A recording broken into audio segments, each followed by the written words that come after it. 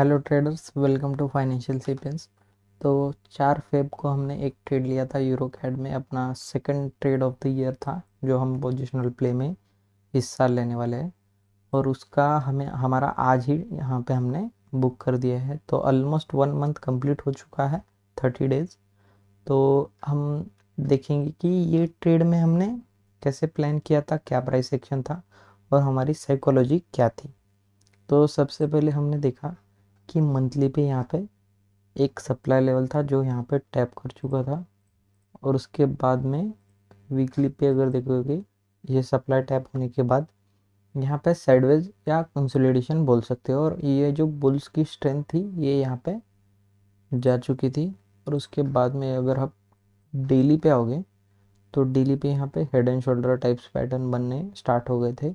और जब ये लिक्विडिटी स्वीप हुई, जो ये वाला है था, ये हाई की जहाँ पे लिक्विडिटी यहाँ बायर्स की लेके नीचे आ गया था मार्केट, तो उसके बाद मैं देख रहा था कि हमें शॉर्ट के लिए कहाँ ट्रेड मिलता है। तो अगर आप देखोगे तो स्मॉलर टाइम फ्रेम पे मैंने 1 आवर पे यहाँ पे एक एरिया ऑफ इंटरेस्ट मार्क किया था, और उसके बाद में यहाँ पे मूविंग एवरेज पे फर्स्ट रिजेक्शन, और यहाँ पे जब सेकंड रिजेक्शन आया और इंगल्फिंग कैंडल बनी थी उसके बाद मैंने यहाँ एंट्री प्लान की। तो देखोगे तो जैसे हमारा टॉप डाउन एनालिसिस का जो अप्रोच था उसके हिसाब से ये मेजर सप्लाई टैप, यहाँ पे डायरेक्शन चेंज बोल सकते हो कि ये जो यहाँ पे ब्रेक किया था हेड एंड शोल्डर का लेवल, तो मैंने यहाँ से बियर्स ने कंट्रोल लेना स्टार्ट किया है, यहाँ पे हमको पता चला। और ये अगर देखोगे कि लिक्विडिटी स्वैप के बाद में ही बियर्स यहाँ पे फिर से एंटर हो चुके थे, तो उसके बाद में हमने देखा कि ये जो डेली वाला सप्लाई सॉरी डिमांड जो है, तो ये बार बार टैप हो रहा था। ये देखो, ये 2 बार, 3, 4, 5 और ये 6। तो यहाँ पे मल्टीपल टाइम्स ये टेस्ट हो रहा था, उसकी वजह से मैंने बोला था कि ये यहाँ पे अभी नेक्स्ट में ब्रेक हो जाएगा। तो हम स्मॉलर टाइम फ्रेम पे हमने 1 आवर के हिसाब से एंट्री ले ली। तो उसके बाद में अगर देखोगे, जैसे ही हमारी एंट्री होनी हुई थी और उसके बाद में एक बड़ी बुलिश कैंडल बनी जो ईएमए के ऊपर आ चुकी थी। तो यहाँ पे नॉर्मली ट्रेडर क्या करता है कि यहाँ पे पैनिक हो जाता है और यहाँ पे स्टॉप लॉस छोटा करके इधर एग्जिट ले लेता है। अगर बाद में अगर देखोगे तो सेकंड एक 2-3 कैंडल के बाद फिर से एक बियरिश कैंडल बनी इंगल्फिंग में, जो यहाँ पे लिक्विडिटी लेके फिर से यहाँ पे नीचे क्लोज दिया था। तो न्यूबी ट्रेडर क्या करेगा कि फिर से यहाँ से एंट्री लेगा, फिर से यहाँ पे एसएल रखेगा। यहाँ पे देखोगे कि मल्टीपल टाइम्स यहाँ पे अपना एसएल जाता था।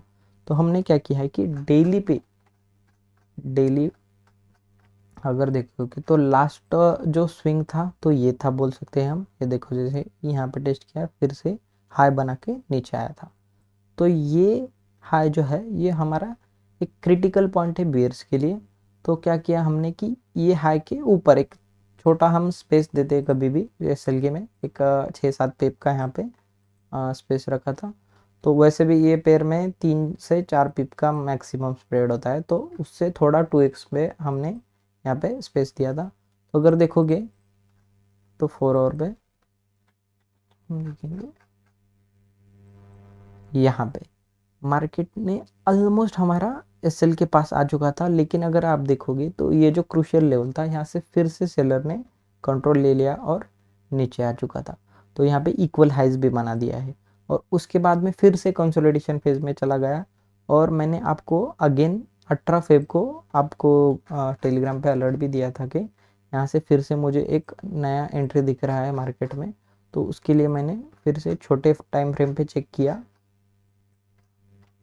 यहाँ पे देखोगे तो एक सप्लाई एरिया बन चुका था, और उसके बाद में हमें हमारी ये देखो, ये जो कैंडल है ये हमारी हैमर कैंडल यहाँ पे मिल चुकी थी।